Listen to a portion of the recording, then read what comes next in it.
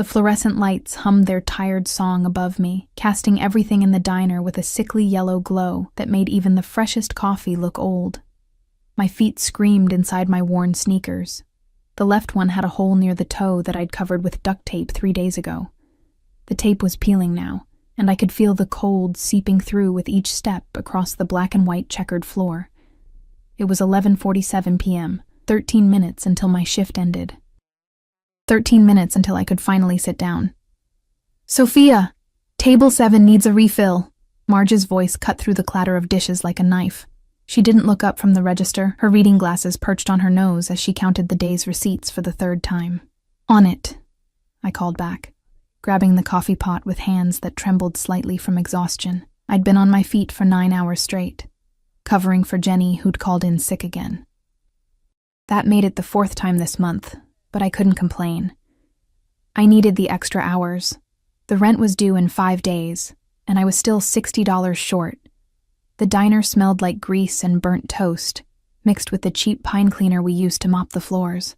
It was the smell of survival, of making ends meet, of invisible people like me serving other invisible people at midnight in a neighborhood where no one asked too many questions. I moved through the narrow aisle between the booths, my body operating on autopilot. The coffee pot was heavy, and my wrist ached from holding trays all day. Table 7 was occupied by a truck driver I recognized. He came in every Tuesday night, always ordered the same thing, always left exactly $2 as a tip. As I approached to refill his cup, the bell above the entrance chimed. I didn't look up immediately. The bell chimed constantly, and most customers could wait 30 seconds while I finished what I was doing. But something made me glance toward the door anyway. Maybe it was the way the air seemed to shift, or how the usual din of conversation dropped by a decibel. 3 men walked in. No, 2 men walked in, flanking a third who didn't walk so much as glide. The first thing I noticed was the silence that followed them like a wake. The second thing was the suits, expensive, perfectly tailored, the kind that cost more than I made in 6 months. The 2 flanking men were broad-shouldered and alert, their eyes scanning the diner with the practiced efficiency of security personnel or bodyguards. But it was the man in the center who made my breath catch.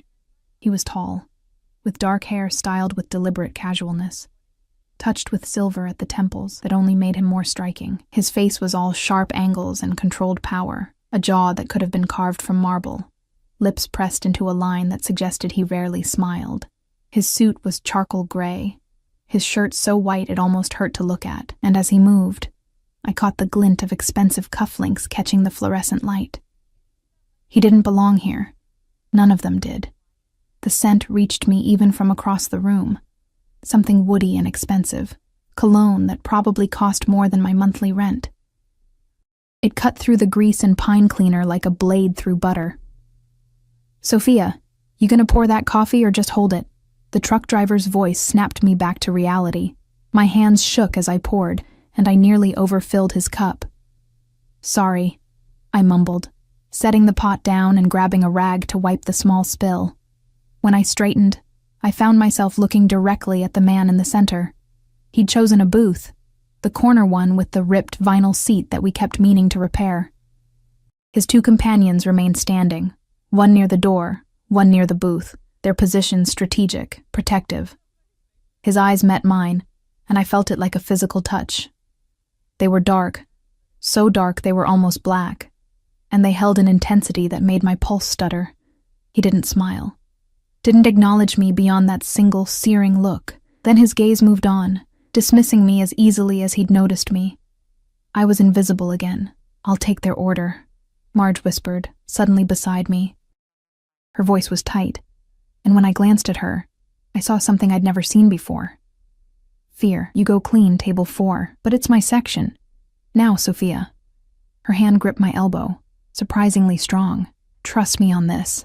I wanted to argue, but the look in her eyes stopped me. Marge had owned this diner for 23 years.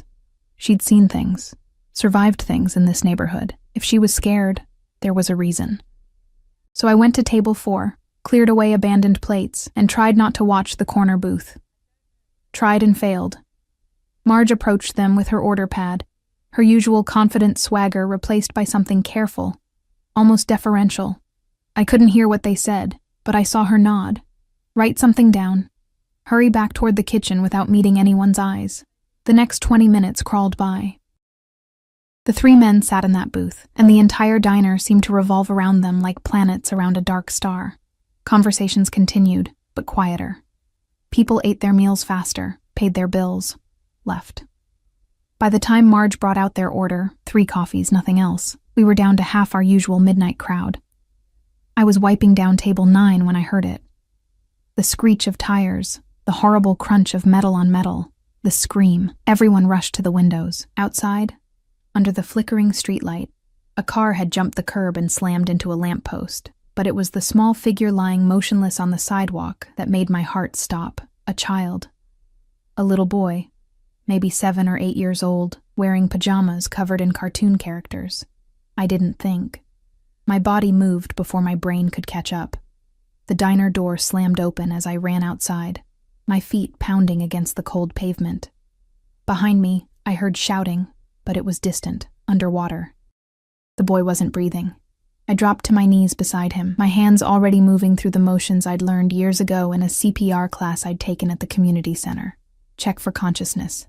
Check for breathing. Start compressions. "Someone call 911, I screamed. But my eyes never left the boy's pale face. His skin was cold. Too cold. My hands pressed against his small chest. 1, 2, 3, 4. Counting in my head, trying to remember the rhythm. 30 compressions. 2 breaths. 30 compressions. 2 breaths. "Come on," I whispered. "Come on, baby, breathe." The world narrowed to just this. The feel of his ribs under my palms, the desperate hope that I wasn't too late, the prayer I didn't know I was making. Then I felt it. Hands grabbing my shoulders, trying to pull me away. Strong hands, insistent. "No." I shook them off, continuing compressions. "He's not breathing." "Miss, step back." A deep voice, authoritative. "I'm not stopping until—" The boy coughed. It was the most beautiful sound I'd ever heard. He coughed, gasped, and then his eyes fluttered open, confused, scared, but alive. Alive. I sat back on my heels, my whole body shaking. My hands were trembling so badly I had to press them against my thighs. Distantly, I heard sirens approaching. "You saved him."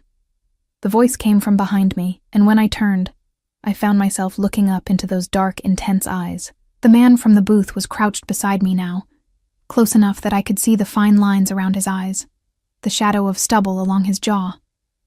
Close enough to smell that expensive cologne mixed with something else. Cigarette smoke, leather, danger. He wasn't breathing. My voice cracked, and suddenly I was crying, hot tears streaming down my face as the adrenaline crashed through my system. "You saved my son." His voice was softer now, but no less intense. He reached out, and his hand cupped my face with shocking gentleness, his thumb brushing away a tear. His skin was warm, his touch careful, as if I might break. His son. The boy was his son. "Sir, we need to check him." One of the bodyguards approached, but the man, the father, held up a hand without looking away from me. "What's your name?" he asked. "Sophia." It came out as barely a whisper. "Sophia Torres. Sophia." He repeated it like a prayer, like something precious. His hand was still on my face, and I knew I should pull away, but I couldn't move. I owe you a debt I can never repay. The ambulance arrived then, paramedics rushing toward us. The moment broke. His hand fell away from my face, and he stood, his attention shifting to his son. I watched as he scooped the boy into his arms with a tenderness that seemed at odds with everything else about him. The expensive suit, the bodyguards, the aura of controlled violence that surrounded him like armor. The paramedics tried to take the boy, but he wouldn't let go of his father, small hands clutching at that perfect suit with fingers that left dirty smudges on the pristine fabric. The man didn't seem to care. He climbed into the ambulance, still holding his son, and one of the bodyguards followed. The other bodyguard approached me. He was massive, with a shaved head and a scar running down his left cheek. He reached into his jacket. I flinched and pulled out a business card. "Mr. Constantine will want to thank you properly," he said, his accent thick, Eastern European. "You call this number tomorrow. Whatever you need. Hospital bills, time off work. You call." I took the card with numb fingers. It was heavy cardstock, expensive, with a single phone number embossed in black. No name, no company, just the number. I didn't do it for money, I stammered. The corner of his mouth lifted slightly. We know. That's why he'll want to thank you. Then he was gone, climbing into a black Mercedes that I hadn't even noticed parked across the street. The ambulance pulled away, sirens wailing, and the Mercedes followed. I stood there on the cold sidewalk, still shaking, still crying, the expensive business card clutched in my hand like a lifeline, or a death sentence. When I finally walked back into the diner, Marge was waiting. Her face was white. "Do you know who that was?" she asked. I shook my head. "Dmitri Konstantin." She said the name like it explained everything. When I just stared at her blankly, she grabbed my shoulders. "The Konstantin family, Sophia. They run everything south of 5th Street. Everything. You just saved the son of the most dangerous man in the city." The card felt heavy in my pocket. Suddenly, the hole in my shoe and the $60 I needed for rent seemed very far away. I'd saved a life tonight, but looking at the fear in Marge's eyes, I wondered if I'd just destroyed my own. I didn't sleep that night. I sat on the edge of my narrow bed in my studio apartment, staring at the business card until the numbers blurred together. The radiator clanked and hissed in the corner, barely putting out enough heat to fight the January cold seeping through the single-pane window. Outside, the city hummed with its usual nighttime symphony. Distant sirens, car horns, the occasional shout from the street below. My hands had finally stopped shaking around 3 a.m., but my mind wouldn't quiet. Dmitri Konstantin. The name meant nothing to me yesterday. Now it felt burned into my consciousness, along with the memory of those dark eyes looking at me like I was something precious, something valuable. I'd seen dangerous men before. You didn't grow up in this neighborhood without learning to recognize the signs. The ones who carried themselves with casual violence, who expected deference, who took what they wanted. I'd learned young to make myself small, invisible, to avoid their attention at all costs. But Dmitri Konstantin was something else entirely. He didn't demand attention. He commanded it simply by existing. And for one brief, terrifying moment, I'd had all of his attention focused solely on me. "You saved my son." His voice echoed in my memory, low and rough with emotion I hadn't expected. The way his hand had cupped my face, so gentle despite the calluses I'd felt on his palm. The way he'd looked at me like I'd given him something more valuable than money could buy. I should throw the card away, delete it from existence, pretend last night never happened. Instead, I tucked it into my wallet, into the small pocket where I kept my mother's photo. The only picture I had of her, faded and creased from years of carrying it with me. When dawn finally broke, gray and reluctant, I got ready for my morning shift. My reflection in the bathroom mirror looked haunted. Dark circles under my eyes, skin pale, lips still chapped from the cold. I splashed water on my face, pulled my dark hair into a ponytail, and put on my uniform. Black pants, white button-down shirt, the name tag that read, Sophia, in cheerful red letters. My phone buzzed as I was lacing up my sneakers. A text from Marge. "Take the day off. Paid. Don't argue." I stared at the message. Marge had never given me a paid day off in the 3 years I'd worked for her. Never. My fingers hovered over the screen, ready to argue anyway. I needed the hours. But another text came through. "Please, Sophia. Just for today. Let things settle. Let things settle." As if last night was a storm that just needed to pass, rather than an earthquake that had shifted the foundation of my small, careful life. I texted back a simple okay and sat down on my bed, suddenly unsure what to do with unexpected free time. The rent was still due in 4 days. I was still $60 short, but the thought of going to the diner, of facing the questions and stares and whispers, made my stomach turn. By noon, I'd cleaned my apartment twice, done laundry in the building's basement machines, and reorganized my tiny pantry. Anything to keep my hands busy, my mind occupied. I was folding my last clean towel when someone knocked on my door. Not the buzzer downstairs, which meant someone had gotten past the building's front door, past the broken lock that the landlord kept promising to fix. A direct knock on my apartment door, 4th floor, Unit 4C. My heart climbed into my throat. Through the peephole, I saw a woman. She was perhaps 60, with steel-gray hair pulled into an elegant twist, wearing a camel-colored coat that looked impossibly soft. Her face was kind but serious, and she carried a leather folder under one arm. "Miss Torres?" Her voice was cultured, accented, the same Eastern European lilt as the bodyguard from last night. "My name is Galina Volkov. I work for Mr. Constantine. May I speak with you?" Every instinct screamed at me to pretend I wasn't home, but she'd already seen my shadow through the peephole, and something told me that Galina Volkov was not a woman who could be easily dismissed. I opened the door, keeping the chain lock engaged. "How did you get up here?" "I have my ways." Her smile was slight. "I mean you no harm, Miss Torres. I'm here to deliver something and to extend an invitation. May I come in?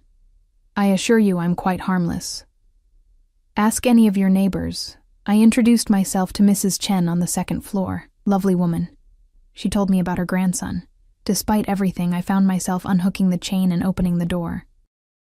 Galina stepped inside with the grace of someone accustomed to much nicer surroundings, but her face showed no judgment as she took in my humble studio, the threadbare couch I'd found on the street, and reupholstered myself, the kitchenette with its ancient appliances, the bed in the corner with its faded quilt.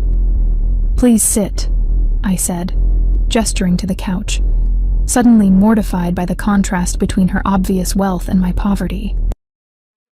She sat, setting her leather folder on the coffee table, a piece of plywood balanced on milk crates that I'd covered with a tablecloth. "First, let me thank you on behalf of the entire Constantine family for what you did last night.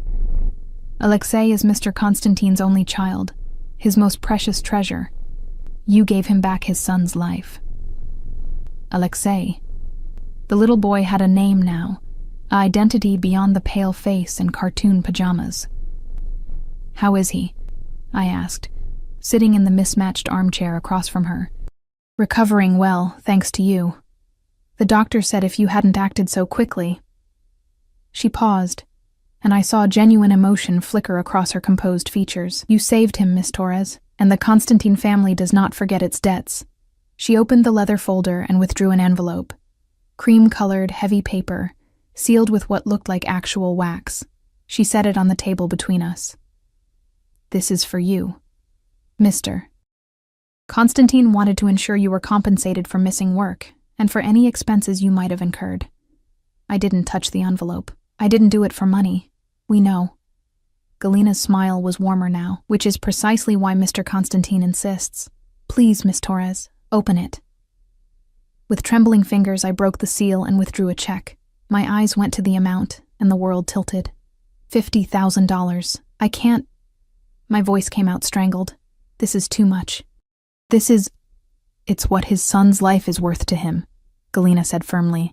"And honestly, Miss Torres, it's insultingly little, but Mr. Constantine thought a larger amount might frighten you." I stared at the check, at the elegant signature at the bottom. Dmitri Constantine, the same handwriting that had probably signed God knows what other documents, business contracts, orders, perhaps even death warrants. "There's more," Galina continued. "Mr. Constantine would like to invite you to dinner tomorrow evening, to thank you properly, in person. Alexei has been asking about the angel lady who saved him. He wants to thank you as well. I don't think that's a good idea." I set the check down like it might burn me. "I'm just a waitress. I don't belong in his world. You saved his son's life. That makes you more important to him than most people in his world." Galina's eyes were sharp, assessing. "But I understand your hesitation. The Constantine name carries weight and fear, but Dmitri is not the monster people whisper about, Miss Torres. He's a father who almost lost his child. He's a man who wants to say thank you to the woman who gave him a miracle." She stood, smoothing down her coat. "Think about it. The dinner will be at his home, private, just family. 6 o'clock tomorrow evening. A car will come for you at 5:30, whether you've decided or not. If you choose not to attend, the driver will leave. No pressure, no obligation." At the door, she paused. "One more thing. That check, cash it or don't. That's your choice.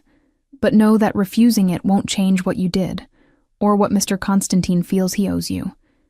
Some debts can't be erased by pride." Then she was gone, leaving behind the faint scent of expensive perfume in the envelope on my coffee table, glowing like a small sun in my dim apartment.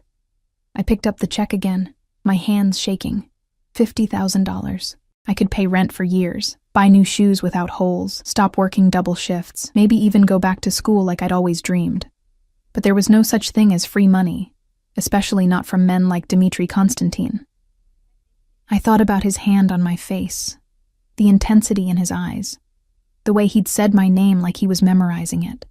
I thought about the little boy, Alexei, clutching his father's suit with dirty hands, and how Dmitri hadn't cared about the expensive fabric, only about his son being alive.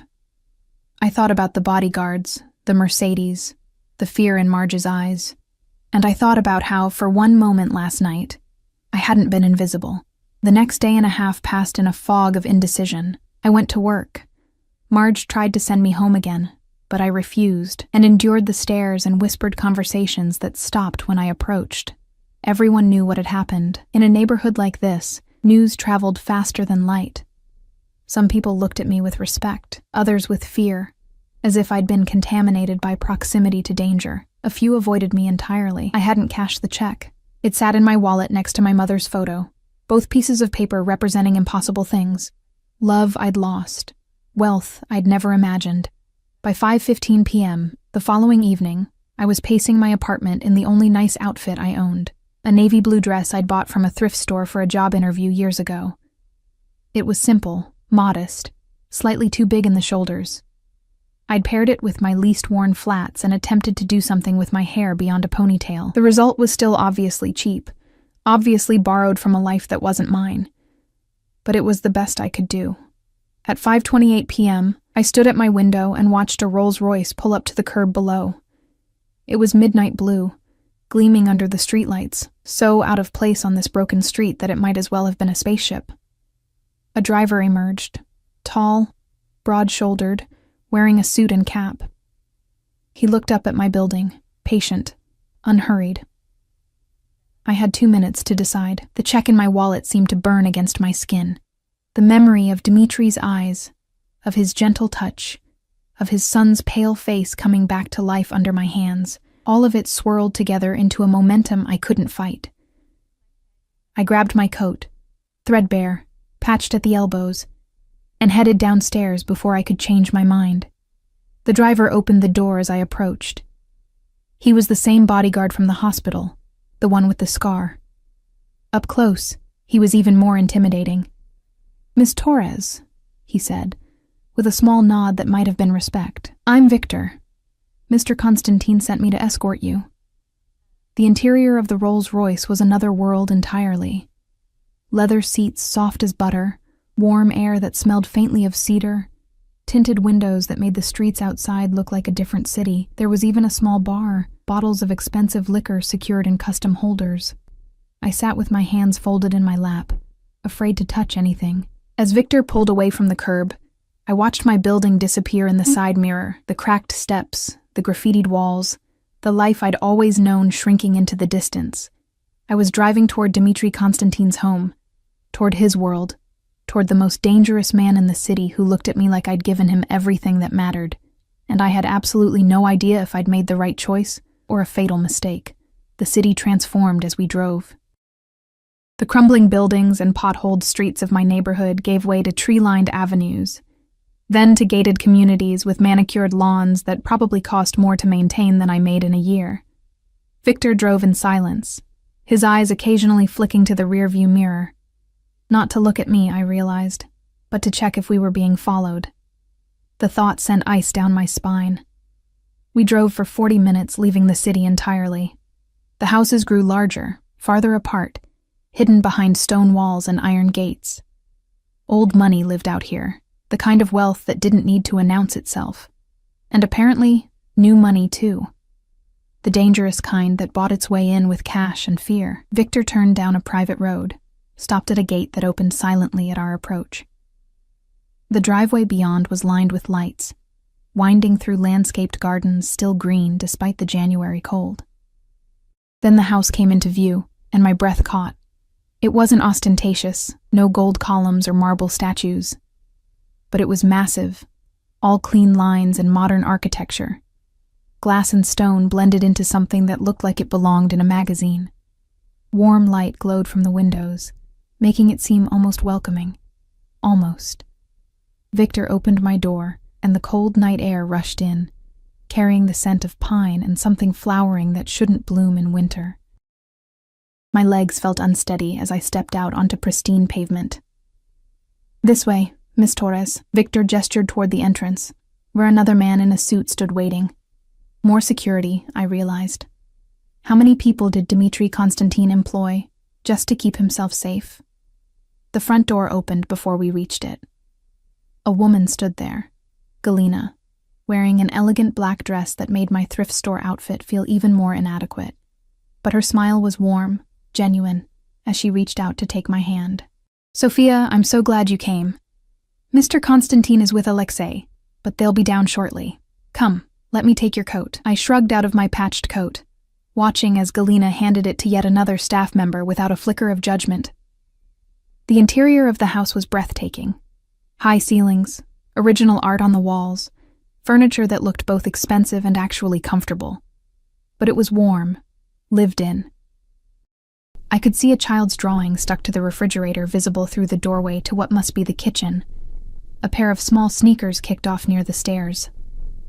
A home, not just a house. The realization surprised me. "Nervous?" Galina asked kindly, guiding me toward what looked like a sitting room. "Terrified," I admitted, then immediately regretted my honesty. She laughed, a rich sound that eased some of the tension in my chest. "Good. That means you're smart. But you don't need to be frightened, not here. You're a guest, and... Papa, she's here. The angel lady is here." The small voice came from the stairs, high-pitched with excitement. I turned and saw him, Alexei, very much alive, barreling down the stairs in flannel pajamas covered in rockets and planets. His dark hair was messy, his face flushed with health and enthusiasm. Behind him, moving with controlled urgency, was Dmitri Konstantin. He looked different than he had at the diner. Still imposing, still powerful, but softer somehow. He wore dark slacks and a white shirt with the sleeves rolled up, no tie, the top button undone. His hair was slightly disheveled, as if small hands had been running through it, and his face, that stern, controlled face, was transformed by the slightest smile as he watched his son race toward me. "Alexei, slow down," he called, but there was no real command in it, only affection. The boy skidded to a stop in front of me, his dark eyes, so like his father's, wide with wonder. "You saved me," he said, his voice filled with awe. "Papa said you made my heart start again. Like magic." I knelt down so I was at his level, my own heart twisting at the sight of him healthy and happy. "Not magic," I said softly. "Just something anyone would have done." "No." Dimitri's voice closer now. I looked up to find him standing right behind his son, one hand resting protectively on the boy's shoulder. "Not anyone. Most people would have waited for the ambulance. You didn't hesitate." Our eyes met, and I felt it again. That intensity, that focus that made me feel like the only person in the world. He was looking at me the way he had that night, but there was something else now, something that made my pulse quicken for reasons that had nothing to do with fear. "I'm glad he's okay," I managed, standing back up. The movement brought me closer to Dmitri, close enough to catch his scent. Different cologne tonight, something with bergamot and cedar. But underneath it, that same hint of danger, of barely controlled power. "Okay?" "I'm great." Alexei grabbed my hand with the unself-conscious affection of a child who'd decided I was a friend. His small hand was warm, trusting. "Papa says you're having dinner with us. Do you like chicken? Mrs. Petrov makes the best chicken, and she made cake. Chocolate cake because I asked her to. Because Papa said we have to give you whatever you want because you saved my life. Alexei." Dimitri's voice was gentle, but firm. "Let Miss Torres breathe." "It's Sophia," I said, surprising myself. "You can call me Sophia." Dimitri's eyes darkened slightly, and I realized he was pleased. "Sophia," he repeated, and the way he said my name, low, careful, like he was tasting it, sent heat through my body that had nothing to do with the warmth of the house. Dinner was surreal. We ate in a formal dining room that could have seated 20, but the table had been set for just the three of us at one end, creating an intimacy that felt both natural and impossible. Alexei sat between his father and me, chattering constantly about school, his friends, a new video game he wanted. Dmitri listened with obvious love, occasionally correcting his son's table manners with patient firmness, but mostly just watching him with an expression that made my chest ache. This was a man who would burn the world down for his child. I could see it in every glance, every protective gesture, and when he looked at me, which he did, often, with an intensity that made my skin warm, I saw something else. Gratitude, yes, but also curiosity. Interest. Papa almost never eats with me, Alexei confided, leaning toward me conspiratorially. He's always working, but he's been home every dinner since the accident. I think he's scared I'll disappear. Alexei. There was warning in Dmitri's voice now, but also truth. His jaw tightened slightly, the only sign of the emotion underneath his controlled exterior. It's okay to be scared, I said softly, looking at Dmitri rather than his son. When someone we love is in danger, fear is natural. Do you have someone you love? Alexei asked innocently. Someone you'd be scared to lose? The question hit me harder than it should have. I thought of my mother, dead for 10 years. My father, disappeared before I was born. The empty apartment waiting for me. The life built on survival rather than connection. No, I admitted, not anymore. I felt Dmitri's gaze sharpen, assessing. When I finally met his eyes, I saw understanding there and something darker. Recognition, perhaps, of a familiar loneliness. After dinner, Galina appeared to take Alexei up to bed. The boy hugged me tightly, making me promise to visit again soon, before following her up the stairs with only minor protests. And then, I was alone with Dmitri Konstantin. Come, he said, standing. Let's talk somewhere more comfortable. He led me to a study, all dark wood and leather, bookshelves lining the walls, a fire crackling in the fireplace.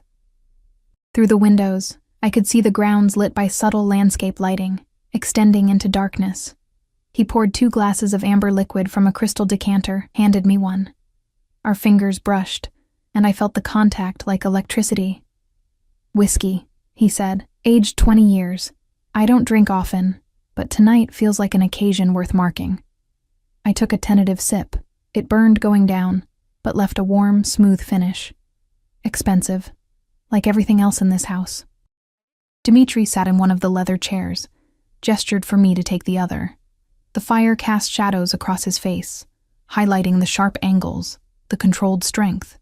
He'd rolled his sleeves up further, and I could see his forearms, muscular, with faded scars that told stories I probably didn't want to know. You didn't cash the check, he said. It wasn't a question. I can't accept that much money. Why not? He leaned forward, elbows on his knees, the whiskey glass dangling from his fingers. You earned it. More than earned it. I didn't do it for payment. I did it because a child was dying. I met his eyes, refusing to back down despite the intensity of his stare. If I take that money, it changes what happened, makes it a transaction instead of just the right thing to do. He was quiet for a long moment, studying me with those dark, unreadable eyes. The fire crackled. Outside, I heard the distant sound of the gate opening and closing. Security patrols, probably. You're not what I expected, he finally said. What did you expect? Someone who would take the money without question, who would maybe ask for more, who would see an opportunity and seize it. He took a drink of whiskey, and I watched his throat work as he swallowed. Everyone wants something from me, Sophia. Everyone has an angle, a price, a scheme. But you kneel in the cold to save my son's life. And then you refuse payment. You're either incredibly noble or incredibly foolish. Maybe both, I said, surprising myself with my boldness. The whiskey was warming me from the inside. Or maybe it was the fire. Or maybe it was the way he was looking at me. His lips curved into something that wasn't quite a smile, but was closer than I'd seen before. You should be afraid of me. I am, I admitted. but I'm also here. Why? He set down his glass and stood, moving closer. Not threatening, but deliberate. Why did you come tonight when you could have stayed away? When staying away would have been safer, smarter. I stood too, refusing to let him tower over me even though he was nearly a foot taller. Because your son asked to see me. Because he called me his angel lady, and I couldn't disappoint a child who almost died. Just for Alexei? He was very close now, close enough that I could see the flecks of gold in his dark eyes, the faint lines at their corners, close enough to feel the heat radiating from his body. I don't know, I whispered. Honest, despite every instinct screaming at me to lie, to protect myself. I don't know why I'm really here. His hand came up slowly, giving me time to move away. When I didn't, he cupped my face just as he had that night on the sidewalk. Gentle, careful, like I was something precious that might break. His thumb brushed across my cheekbone, and I felt myself lean into the touch before I could stop myself. Sophia Torres, he murmured, my name a caress in his deep voice. What am I going to do with you? Before I could answer, before I could even process the question, footsteps sounded in the hallway. Dmitri stepped back smoothly, his hand falling away, his expression shifting back to controlled neutrality so quickly I almost wondered if I'd imagined the moment. Victor appeared in the doorway. Sir, you have a call. It's urgent. Dmitri's jaw tightened. I'll take it in the other room. He looked at me, and frustration flickered across his features. Sophia, I apologize. This will only take a few minutes. He left, Victor following, and I was alone in the study with my racing heart and the ghost of his touch still warming my skin. I moved to the windows, pressing my forehead against the cool glass. What was I doing? This was insane. Dmitri Konstantin wasn't just dangerous. He was lethal. A man who commanded fear with his mere presence, who had security teams and urgent calls in the middle of dinner parties, who lived behind gates and walls for reasons I was probably better off not knowing. But he was also a father who loved his son fiercely, a man who'd held his dying child and looked at me like I'd given him back his reason for breathing. And when he touched me, I didn't feel invisible anymore. I was still standing at the window when I heard raised voices, muffled, coming from another room. I shouldn't eavesdrop. I should stay right here, mind my own business. But then I heard Dmitri's voice, sharp with barely controlled rage. I don't care what he wants. He stole from me, betrayed me, and now he dares to make demands? Find him. Bring him to me. I want to look him in the eyes when The sentence cut off abruptly. I stepped back from the door, my heart pounding. This was his world, not the warm house or the chocolate cake or the father reading bedtime stories. This was the reality, violence, vengeance, power, wielded without mercy. And I was standing in the middle of it, wearing a thrift store dress and cheap shoes, completely out of my depth. When Dmitri returned 5 minutes later, his face was a mask of control, but I could see the tension in his shoulders, the dangerous glint in his eyes. I'm sorry, he said. Business. It's unavoidable in my line of work. What exactly is your line of work? I asked, even though I wasn't sure I wanted the answer. He looked at me for a long moment. Import and export, he finally said, which was obviously a lie. Various business interests. Nothing you need to worry about. Because I'm just a waitress who saved your son? Someone to be protected from the truth? His eyes narrowed slightly. Because you're someone I don't want to taint with the darker parts of my world. You're good, Sophia. Pure. And that's rare enough that I want to preserve it. I'm not a child, I said, my voice sharper than intended. And I'm not as pure as you think. I've seen plenty of darkness in my neighborhood. I've just never had the power to be the one causing it. Something flickered in his expression. Surprise, maybe, or respect. He moved closer again, and this time there was something predatory in it.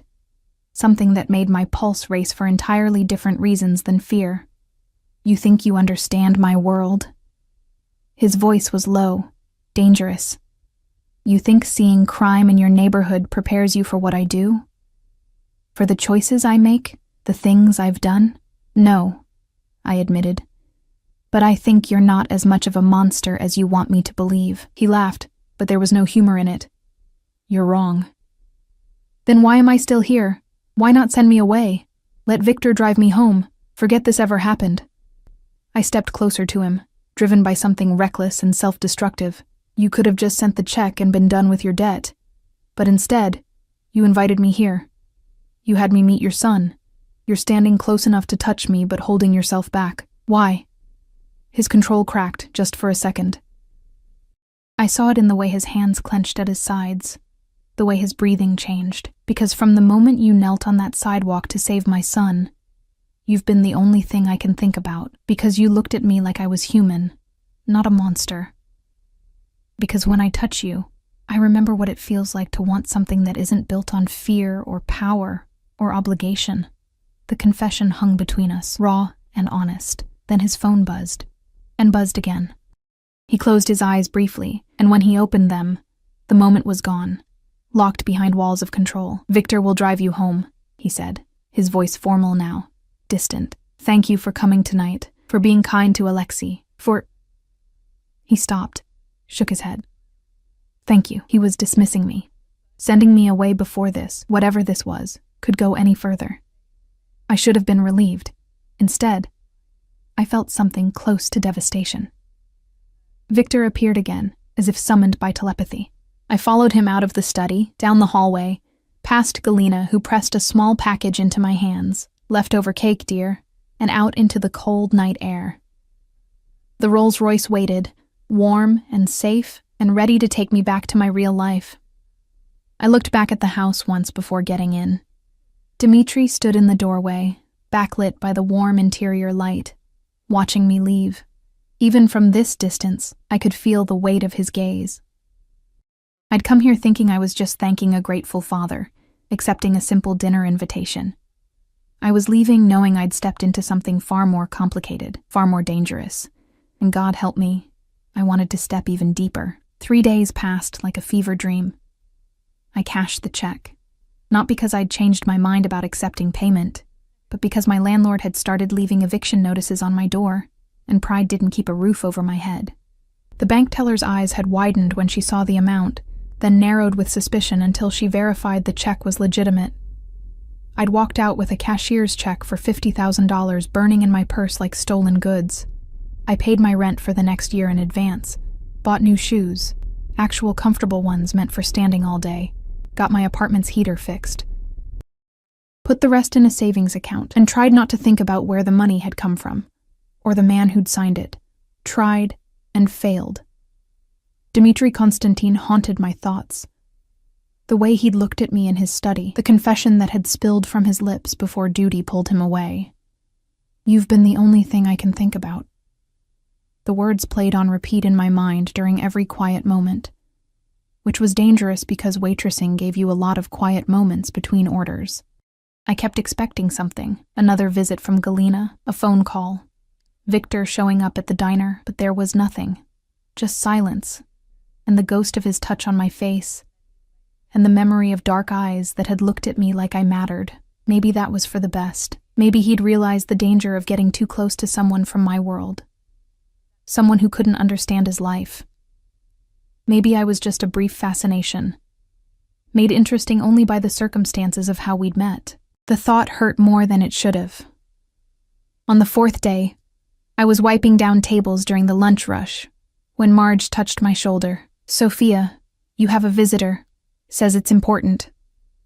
I looked up to see a young woman standing near the entrance, mid-20s, beautiful in that effortless way that came from good genes and expensive maintenance. She wore designer jeans and a cashmere sweater, her blonde hair falling in perfect waves. Everything about her screamed money and privilege. She was watching me with barely concealed hostility. Can I help you? I asked, setting down my rag. You're Sophia Torres. It wasn't a question. Her accent was American, but polished, the kind you got from private schools. The waitress who saved Alexei Konstantin. Warning bells went off in my head. Who are you? Elena Volkov, Dmitri's fiancée. She said it like she was claiming territory, marking boundaries. We need to talk, privately. My heart stuttered. Fiancé. Of course he had a fiancé. Men like Dmitri Konstantin didn't stay single. They had women who matched their status, their wealth, their world. Women like this polished creature in front of me, not waitresses with holes in their shoes. "I'm working," I said, hating how my voice sounded, small, defensive. "Take a break." Elena's smile was cold. "I promise this won't take long." Marge was watching from behind the counter, her expression worried. I gave her a small nod, "I'm okay," and led Elena to the farthest booth, away from other customers. She slid in across from me, her designer bag settling on the seat with a soft thump that probably cost more than my monthly rent used to cost. Up close, she was even more beautiful. Flawless skin, green eyes that assessed me with clinical precision. "I'll get straight to the point," Elena said. "Dimitri is grateful for what you did. We all are, but your involvement with our family ends now." "I'm not involved with your family," I said, trying to keep my voice steady. "I saved a child's life, that's all." "Is it?" Elena leaned forward, and I saw the steel beneath the beauty. "Then why did Dimitri invite you to our home? Why did he have dinner with you and Alexei? Why has he been distracted for days, making uncharacteristic mistakes because his mind is elsewhere?" Each question hit like a small blade. "I don't know what you're talking about. Don't play stupid. It doesn't suit you." Elena's voice dropped lower, more intense. "I know you've cashed his check. I know you're probably already imagining what it would be like to be with a man like him, to have access to his money, his power. But let me make something very clear. Dimitri and I have been together for 3 years. We're getting married in 6 months. Our families have been aligned for generations. What you think happened between you was just gratitude mixed with emotion over Alexei's accident. Nothing more." "I never said anything happened between us," I managed, but my face was burning. "You didn't have to. I can see it written all over you." Elena's smile was pitying now, which was worse than the hostility. "You're not the first woman to develop feelings for him, and you won't be the last. Dimitri is magnetic, powerful, protective, exactly the kind of man women like you dream about. But he belongs to a world you'll never understand, with rules you can't even imagine, and more importantly, he belongs to me." She reached into her bag and pulled out her phone, scrolled through photos, then turned the screen toward me. Images of her and Dimitri, at galas, at restaurants, her hand on his arm, his hand on her waist. In one photo, they were dancing, and she was looking up at him with obvious adoration. In another, they were at what looked like a family gathering, Alexei sitting on Dimitri's lap, while Elena stood behind them, her hand possessive on Dimitri's shoulder. A family. They looked like a family. "We have a life together," Elena continued, putting her phone away. "A future planned. Children we're going to have. Alexei adores me. I've been in his life since he was 4 years old. His mother died when he was a baby, and I've been the closest thing to a mother he's known." Each word was a precision strike, designed to hurt. And it was working. "So here's what's going to happen," Elena said, her voice hardening. "You're going to stay away from Dimitri and Alexei. No more dinners, no more visits. If he contacts you, you'll politely decline. You'll go back to your life, and we'll go back to ours, and in return, you get to keep the money and walk away unharmed." "Unharmed?" The word came out sharper than I intended. "Is that a threat?" "It's a reality check." Elena stood, smoothing down her sweater. "Dimitri is a dangerous man, Sophia. The people in his world don't play by normal rules. You saved his son, which buys you some protection, but that protection only extends so far. Cross certain lines, and even gratitude won't save you." She pulled out a business card, expensive stock, embossed lettering, and set it on the table. "My number. If he contacts you, call me. I'll handle it. Consider this conversation a courtesy, one woman to another. I could have made this much uglier." Then she was gone, leaving behind the faint scent of expensive perfume and the wreckage of something I hadn't even realized I'd been hoping for. I sat in that booth for 20 minutes after she left, staring at her business card, feeling stupid and small and naive. Of course Dimitri had a fiancé. Of course that moment in his study had meant nothing. He was probably expert at making women feel special, at making them believe they were different, unique. I'd been a fool. When I finally stood up, my legs felt unsteady, Marge appeared at my elbow, her face concerned. "You okay, honey?" "Fine," I lied. "Just a misunderstanding." But that night, alone in my apartment, I let myself cry. For the fantasy I'd built in my head. For the way Dimitri had looked at me like I mattered. For the brief moment when I'd felt seen instead of invisible. It had all been an illusion, a trick of circumstance and gratitude. I needed to forget him. Move on. Go back to my real life. Except my real life had already been irrevocably changed. 2 days later, I was leaving the diner after the late shift when I noticed the car, a black Mercedes, parked across the street, its engine running. I'd seen enough movies to know what it meant, but I was too tired and heartbroken to care about danger. The back door opened, and Victor stepped out. "Miss Torres, get in the car." "I'm not interested," I said, walking faster toward the bus stop. He matched my pace easily, his large frame somehow both threatening and protective. "Mr. Constantine needs to see you. It's urgent. Tell Mr. Constantine I'm busy. Tell him I got his message loud and clear from his fiancée." Victor's expression didn't change, but something flickered in his eyes. "He doesn't know Elena spoke to you." I stopped walking. "What?" "Elena doesn't speak for Mr. Constantine. She speaks for herself and for her family's interests." Victor's voice was low, careful. "Please, Miss Torres, just come. If you still want to leave after hearing what he has to say, I'll drive you home myself, and you'll never hear from us again." Every instinct screamed at me to refuse, to protect what was left of my dignity. But there was something in Victor's voice, urgency, almost pleading, that made me hesitate. "Fine," I said. "But this is the last time." The drive was longer this time, heading in a different direction, not toward Dimitri's home, but into the industrial district where warehouses and factories sat dark and silent. My earlier bravado faded as Victor pulled up to a nondescript building, its windows covered, its exterior giving no hint of what lay inside. "Where are we?" I asked, fear creeping into my voice. "Somewhere private, where we won't be disturbed." Victor got out and opened my door. "Mr. Constantine is waiting inside." "You're safe, Miss Torres. I give you my word." I'd learned enough about Dimitri's world to know that Victor's word actually meant something. He was loyal, honorable in his own way. If he said I was safe, I probably was. Probably. The interior of the warehouse had been converted into something unexpected. A boxing gym. Heavy bags hung from chains. A ring dominated the center. Weights and equipment lined the walls. The air smelled of sweat and leather and determination. And in the ring, shirtless and glistening with perspiration, was Dimitri Constantine. He was hitting a heavy bag with controlled fury, each punch precise and powerful. I could see the play of muscles across his back and shoulders, the scars that marked his skin, some old and faded, others more recent. This was a man who'd fought, who'd bled, who'd survived things that would have destroyed softer people. He hit the bag one more time, then stopped, his chest heaving. He knew I was there. I could tell by the way his shoulders tensed, but he didn't turn around immediately. "Victor, leave us," he said, his voice rough. Victor hesitated. "Sir, now."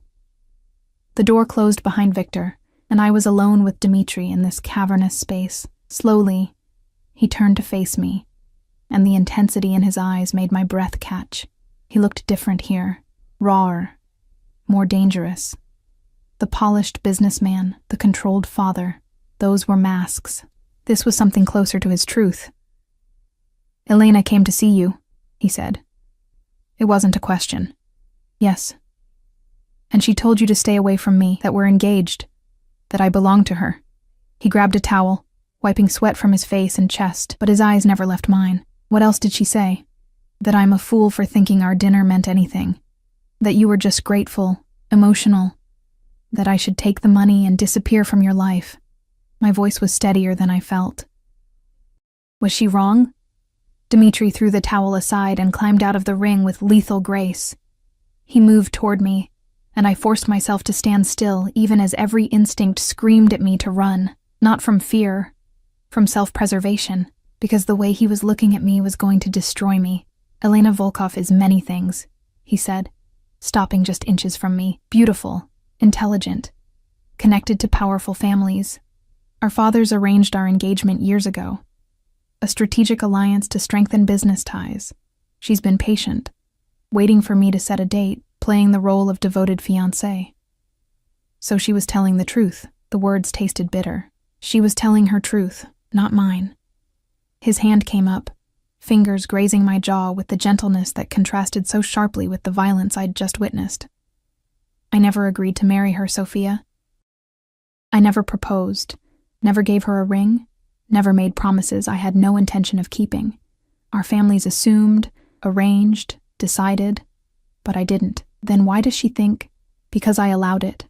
Because refusing outright would have meant war between our families, and I had bigger problems to deal with. Because it was easier to let people believe what they wanted than to fight about it. His thumb brushed across my lower lip, and I couldn't stop the shiver that ran through me. Until you. Me? It came out as barely a whisper. From the moment you saved Alexei, everything changed. I couldn't stop thinking about you, this woman who gave me back my son without expecting anything in return. Who looked at me without fear, without calculation, just honestly. Who cried on a cold sidewalk because you cared whether a stranger's child lived or died. He was so close now I could feel the heat radiating from his body, could see the rapid pulse at his throat. Do you know what you've done to me, Sophia Torres? You've made me want things I thought I'd given up on. Made me believe that maybe I could have something real. Something not built on alliances and strategy and power plays. I'm a waitress, I said, even as I leaned into his touch. I live in a studio apartment in the worst part of town. I have nothing to offer you. You have everything. His other hand cupped my face now, holding me like I was infinitely precious. You're the first person in years who's made me feel human instead of like a weapon everyone wants to point in their preferred direction. Elena said. I don't care what Elena said. His voice dropped to something almost feral. She doesn't get to decide what I want. She doesn't own me, no matter what our families arranged.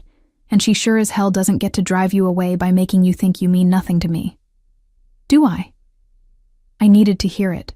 Needed him to say it clearly. Mean something to you? You terrify me, he admitted, his forehead dropping to rest against mine. Because you make me want to be better than what I am. Because every time I see you, I want to keep you, protect you, claim you as mine in a way that's probably unhealthy and definitely dangerous.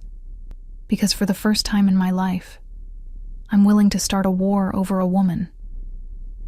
His lips were so close to mine, his breath warm against my skin. Tell me you don't feel it too. Tell me I'm imagining this connection between us.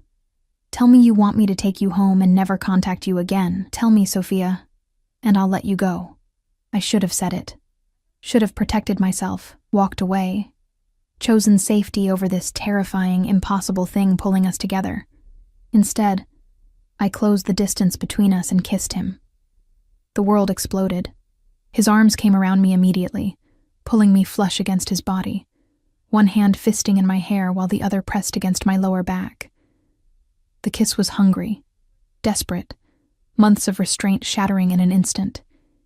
He tasted like mint and danger and promises that would probably destroy me, and I didn't care. When we finally broke apart, both breathing hard, his eyes were almost black with desire. You need to understand something, he said, his voice rough.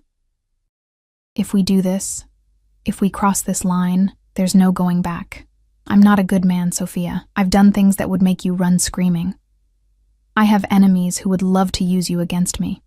My world is violent and unforgiving, and once you're part of it, there's no safe way out. I know. Do you?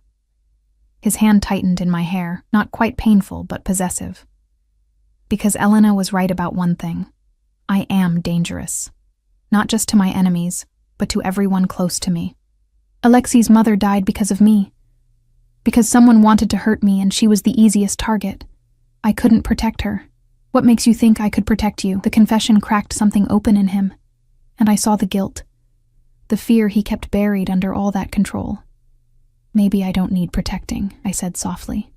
Maybe I need someone who sees me as strong enough to make my own choices, even dangerous ones. He studied my face for a long moment, then pulled back slightly. Elena will make your life hell. Her family will push back. The people in my organization who support the alliance will see you as a threat. And I—" He paused, his jaw tight. "I will be demanding, possessive, probably suffocating. I've never been good at sharing what's mine." "I'm not yours yet," I pointed out, even though my heart was racing at the claim in his words. His smile was dangerous, predatory. "Yes, you are. You have been since the moment your hands pressed against my son's chest and brought him back to life. I just didn't want to admit it, because admitting it meant accepting that I'd found something worth fighting for. Worth killing for." The casual way he said it should have frightened me. Instead, it sent heat pooling in my stomach. "What happens now?" I asked. "Now?" He pulled me back against him, his mouth finding the sensitive spot just below my ear. "Now I break an engagement that never should have existed. Now I deal with the consequences. And there will be consequences. Now I make it very clear to everyone in my world that you're under my protection, that touching you means declaring war on me." He pulled back to look at me, and the intensity in his eyes was almost overwhelming. "And now, Sofia Torres, I'm going to make you mine in every way that matters. Unless you want to run." I should have run. Should have chosen safety, normalcy, a life that didn't involve mob bosses and possessive declarations and kisses that felt like falling off a cliff. Instead, I wrapped my arms around his neck and whispered, "I'm not running." His answering smile was fierce, triumphant, and utterly terrifying. And then he kissed me again, and I stopped thinking altogether. The next 3 weeks were a hurricane. Dimitri didn't waste time with subtlety. The morning after our night in the warehouse, where we'd talked until dawn, kissing between confessions, learning each other's scars, he called Elena and ended their arrangement. I wasn't there for the conversation, but Victor told me later that it had been brutal. Elena had screamed, threatened, promised that her family would retaliate. Dimitri had been unmoved. He told her that some things were worth going to war over, Victor said. Something like respect in his voice as he drove me home that morning, and that you were one of them. The fallout was immediate and vicious. Elena's family, the Volkovs, were old-money Russian aristocracy who'd rebuilt their empire in America through legitimate business fronts and not-so-legitimate backroom deals. They'd been counting on the alliance with the Constantines to expand their territory, and Dimitri's rejection was a public humiliation they couldn't ignore. Within days, I had security. Not just Victor, but a rotating team of 3 men who followed me everywhere, to work, to the grocery store. Even sitting in the diner during my shifts, Marge nearly had a heart attack the first time they showed up, but Dimitri called her personally and explained that my safety was non-negotiable. "Those men stay, or Sofia doesn't work here anymore," he'd told her, his tone brooking no argument. "Your choice." Marge had taken one look at my face, seeing something there I hadn't wanted to admit, and agreed. The threat started on day 4. A brick through my apartment window with a note. "Stay away from what doesn't belong to you." Dead flowers left at the diner's entrance. Anonymous calls to my phone with nothing but breathing on the other end. Dimitri's response was swift and terrifying. 2 of the Volkovs' warehouses burned down in mysterious fires. 3 of their key distributors suddenly decided to switch allegiances. The message was clear. Touch what's mine, and I'll destroy everything you've built. I should have been horrified by the violence done in my name. Instead, some dark part of me felt protected, claimed, worth fighting for. "You're insane," I told Dimitri one night, standing in his study while he reviewed reports from his men. "Starting a war over a waitress you barely know." He looked up from the papers, his dark eyes intense. "I know everything about you, Sofia. I know you put yourself through community college while working 3 jobs. I know your mother died of cancer when you were 15, and you've been alone ever since. I know you send money to St. Mary's Children's Hospital every month even though you can barely afford it, because a nurse there was kind to your mother in her final days." My breath caught. "How—" "I made it my business to know." He stood, moving around the desk toward me with that predatory grace that made my pulse race. "And I know that you're brave enough to save a dying child without hesitation, stubborn enough to refuse payment for doing the right thing, and strong enough to walk into my world with your eyes open despite knowing how dangerous it is." His hands cupped my face, tilting it up to meet his gaze. "So no, I'm not starting a war over a waitress I barely know. I'm starting a war over the woman who makes me believe I could be more than just a monster in an expensive suit. The woman I'm falling in love with. The confession stole my breath. Dimitri. I know it's too soon. I know you're not ready to hear it. His thumb brushed across my lips. But I've never been patient about getting what I want. And I want you. All of you. Your smiles and your sharp tongue and your ridiculous nobility. Your past and your present and whatever future you'll let me have. You're right, I whispered. It is too soon. This is crazy. We've known each other for less than a month. And yet here you are, in my home, letting me start wars for you, kissing me like you're drowning and I'm air. His smile was dark, knowing. Tell me you don't feel it too. Tell me this is just gratitude or fascination or some temporary insanity that will pass. I couldn't. Because despite the insanity, despite the danger, despite every logical reason to run, I was falling too. Falling for the way he was with Alexei, patient and loving and fiercely protective. Falling for the moments of vulnerability he showed only to me, the confessions whispered in the dark.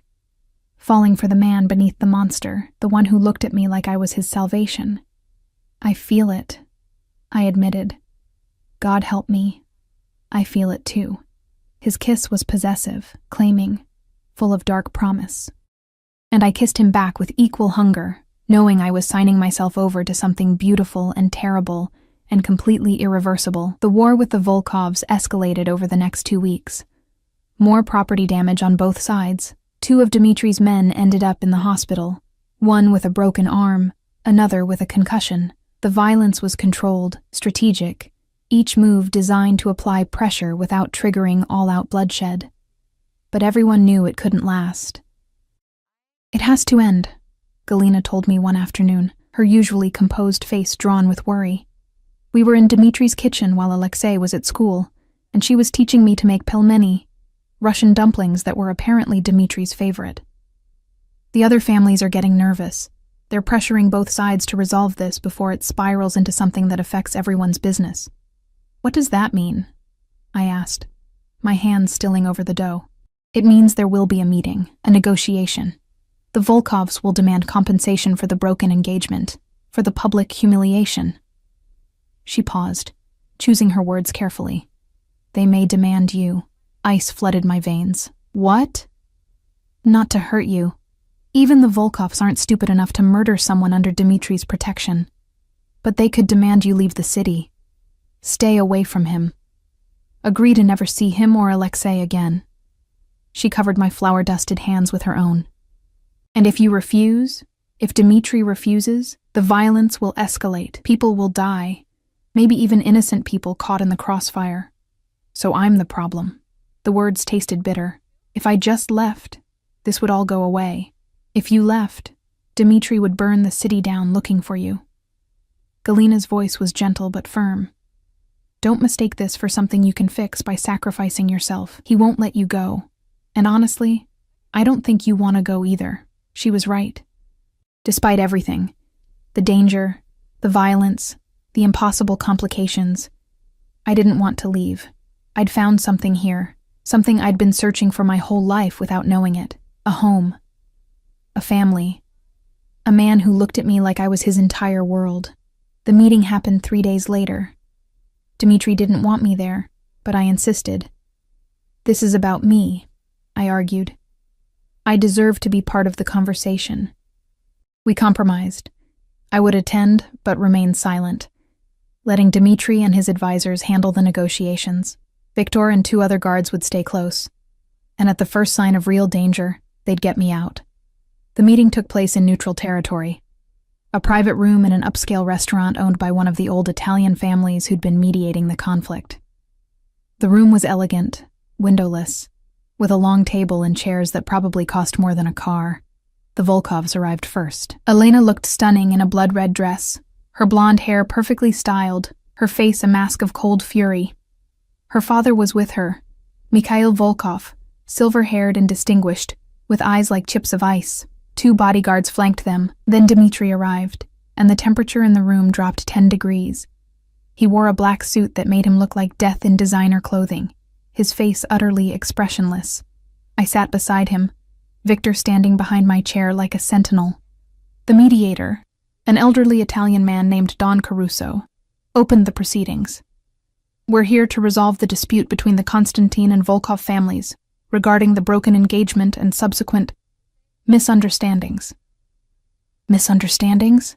Mikhail's voice was harsh with accent and anger. My daughter was publicly humiliated. Agreements between our families were broken. My businesses have been attacked.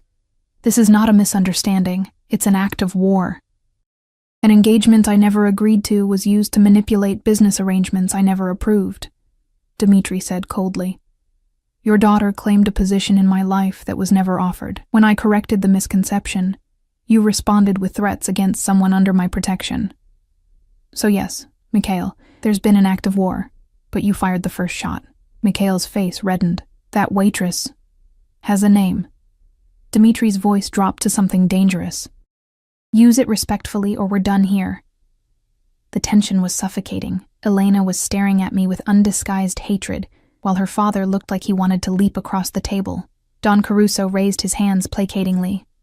Gentlemen, please, we're here to find a solution that satisfies both parties. He looked at Mikhail. What compensation would the Volkov family find acceptable? Mikhail leaned back, his expression calculating. Return what was promised. Marry my daughter. Unite our families as was always intended. The girl... He caught himself at Dmitri's expression. Sophia can be compensated generously and relocated. Everyone walks away satisfied. No. Dmitri's answer was flat, final. Then we continue as we have been, Mikhail said coldly. And we escalate. My family has resources you can't imagine, Constantine. We'll make this so costly, so bloody, that you'll wish you'd taken the deal. Before you make more threats you can't follow through on, Dmitri said, his voice deadly calm. Let me tell you what I know. He pulled out a folder, slid it across the table. Your operation has a leak, Mikhail. Someone high up in your organization has been feeding information to the FBI for 6 months. Names, dates, transactions, everything they need to bring RICO charges against your entire family. Mikhail's face went white. Elena grabbed the folder, flipping through it, her hands shaking. I saw her face change as she read, saw the moment she realized the information was real. Where did you get this? Mikhail's voice was barely controlled. Does it matter? Dmitri leaned forward. What matters is that I have copies. Many copies. And if anything happens to Sophia, if she's threatened or harmed or even frightened by someone connected to your family, every one of those copies goes to the FBI, the IRS, and every major newspaper in the country. Your empire will be destroyed in a week. You're bluffing.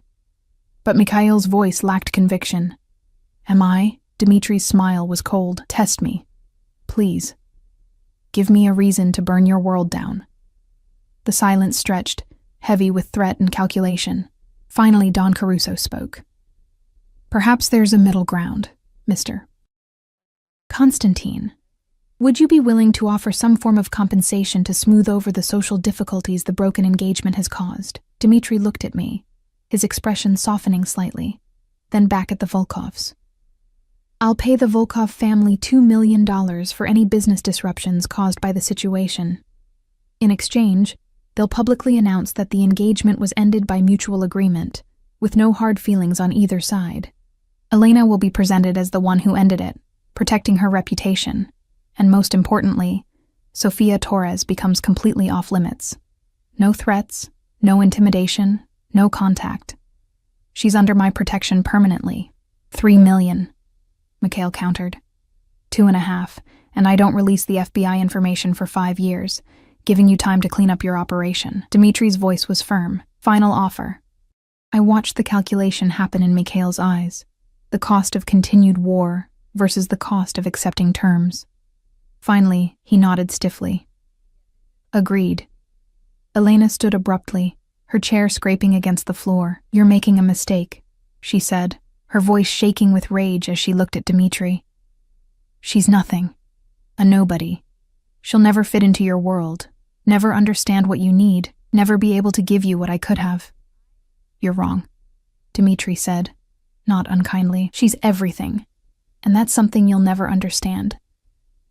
Elena's face crumpled for just a moment, not with anger, but with genuine hurt. Then the mask was back, cold and perfect. She walked out without another word, her father and bodyguards following. When they were gone, I let out a breath I didn't know I'd been holding. Dimitri's hand found mine under the table, squeezed gently.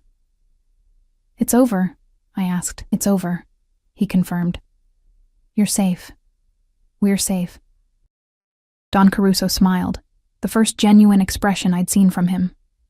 "Young love," he said, shaking his head, "always causing trouble, but also always worth it, eh?" The aftermath was surprisingly quiet. The Volkovs kept their word.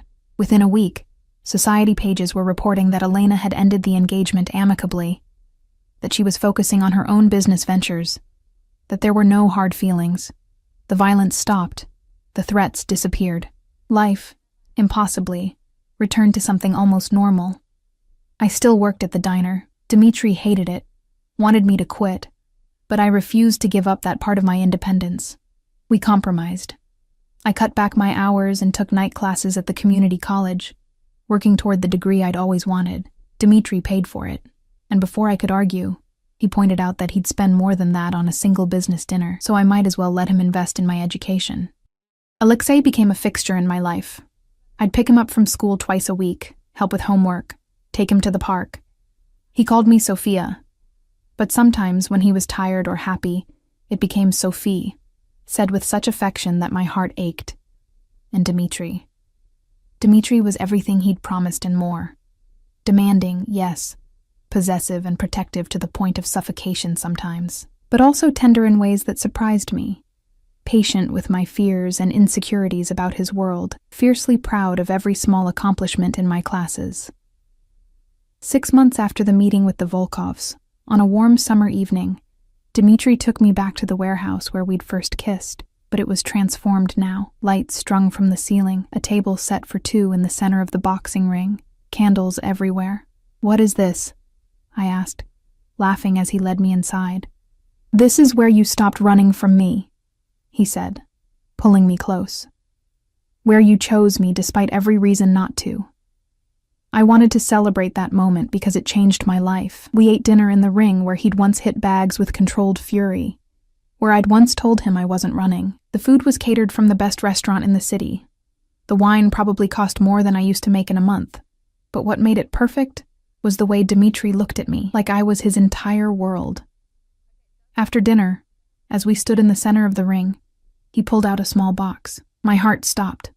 "I know it's fast," he said, opening it to reveal a ring, elegant, beautiful, with a diamond that caught the candlelight. "I know you might not be ready, but I've never been good at patience, and I've never been more sure of anything in my life." He took my hand, his dark eyes intense and vulnerable. "Sophia Torres, you saved my son's life, and in doing so, you saved mine too. You make me believe I can be more than what I was made to be. You make me want to be better, to build something good in all this darkness. I love you, completely, dangerously, permanently. Marry me. Be my wife, Alexei's mother, my partner in everything. Help me build something worth fighting for." Tears streamed down my face. Happy tears. Overwhelmed tears. Tears for the girl I'd been who never thought she'd have this. "Yes," I whispered. "Yes, I'll marry you." The ring slid onto my finger perfectly, like it had been made for me, which, knowing Dmitri, it probably had been. He kissed me then, deep and claiming and full of promise. And in that warehouse where we'd first admitted what was between us, I felt the last pieces of my careful, invisible life fall away, replaced by something terrifying and beautiful, and completely mine. "I love you too," I whispered against his lips, "my dangerous, impossible, perfect man." His smile was fierce, triumphant. "Mine," he said, and it wasn't a question. "Yours," I agreed, "always." We married 3 months later in a small ceremony at Dmitri's home, just family and close friends. Alexei was the ring bearer, taking his job so seriously that everyone cried watching him. Galina cried. Victor, stoic, Scarred Victor got suspiciously misty-eyed. Even Marge came, dressed in her finest, and looking proud enough to burst. As I stood at the altar looking into Dimitri's eyes, promising forever to a man I'd known less than a year, I thought about the night this all started. The cold sidewalk, the dying child, the desperate rhythm of CPR. The moment that had changed everything. I'd gone to work that night expecting nothing more than sore feet and small tips. I'd missed work to save a life, never imagining it would lead to this. To love. To family. To a man who'd burned the world down to keep me safe.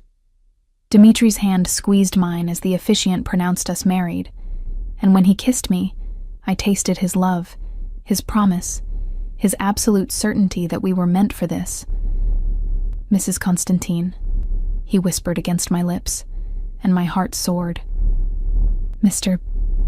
Constantine, I whispered back, smiling through happy tears. Our life wouldn't be normal. There would always be danger, always be the weight of his world pressing in. But we'd face it together, building something good in the darkness, proving that love could bloom even in the most unlikely places. And as Alexei crashed into both of us, wrapping his small arms around our legs and shouting, "We're a real family now," I knew with absolute certainty that I'd made the right choice. The waitress who'd saved a life had found one worth living. And the dangerous man who'd thought he was beyond redemption had found his salvation in a woman who'd seen past the monster to the man beneath. We were home,